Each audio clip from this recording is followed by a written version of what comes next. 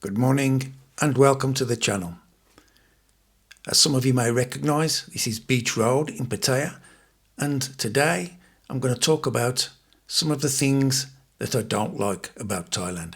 Some of you may have seen my previous video where I talked about the reasons why I would potentially retire in Thailand. Well, this video is going to go over some of the things that I don't like, and maybe the things that you may not like as well.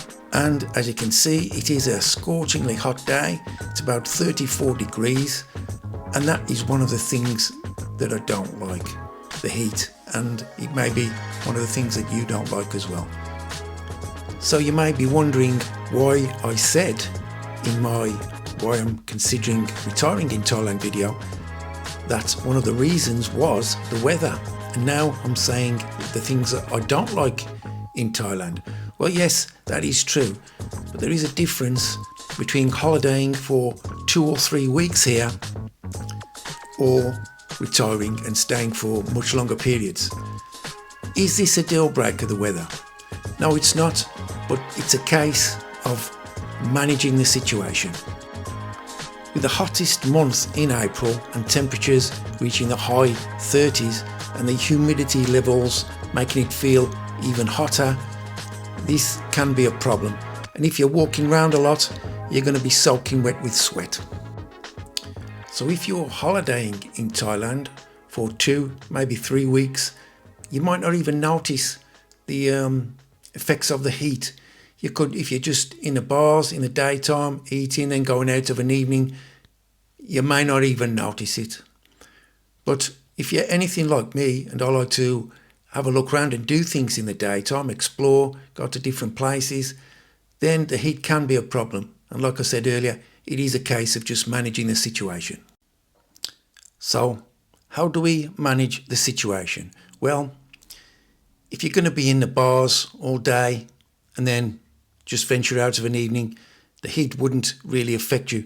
There's air conditioning in the bars and you're not in the direct sunlight. But if you like to go on trips, walk around, explore the different areas, and you are possibly outside quite a lot, you will need to protect yourself as best as you can from the heat of the sun. And the best way to do this is to wear appropriate clothing. The first thing that you're going to need is a good hat. Obviously one that covers the top of your head and, if you can, the back of your neck. I mean, this can stop you from getting sunburned, and it also can help prevent minor sunstroke. The next thing is appropriate clothing and lightweight cotton tops, shorts, and those, I hate wearing sandals, but those croc type things, they're better than wearing trainers all day. They keep your feet cool and dry and stop your feet from swelling up. Next up is a good pair of sunglasses. They're not just to make you look cool, it's to protect your eyes from the glare of the sun. And then, last but not least, you need to protect your skin. A good branded sunblock, factor 50 or 40, should do the trick. Other things to take into consideration to keep yourself in tip-top shape is drink plenty of water to keep yourself hydrated. Keep out of the sun as much as you can. Try and go into air-conditioned places, shops, malls, that type of thing. And if you are going to lie in the sun, just limit the time. But of course, all these are just recommendations. These are the things that I do to keep myself in the best shape that I can. Of course, you do what you feel is right for yourself. And of course, it's best to put all of these things in place before you go on your holiday. I've had to learn the hard way. One of the first times I went to, I think it was Cambodia actually, and I went out on a trip, no hat, no sunblock, I hadn't got any water, I had trainers on, jeans, and by the end of the day I was in a right sorry state. I had minor sunstroke, I got sunburnt, and my feet were blistered, and I had a few uncomfortable days after that whilst I recovered.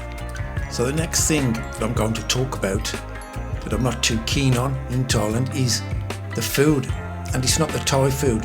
Actually, the Thai food is normally cooked very well. It's very tasty, and I do like Thai food, but it's the English food. And of course, if you're away from home for any amount of time, we've all got our favourite foods. So you go into a restaurant, you look on there, you might be eating Thai food, but then you think, I want one of my favourite foods. It could be fish and chips, steak and chips, or a steak and veg, potatoes, whatever it is. And you go into the restaurant, look at the menu, and there'll be a photo there of it cooked in an English style. So I fancy fish and chips, I'll order that.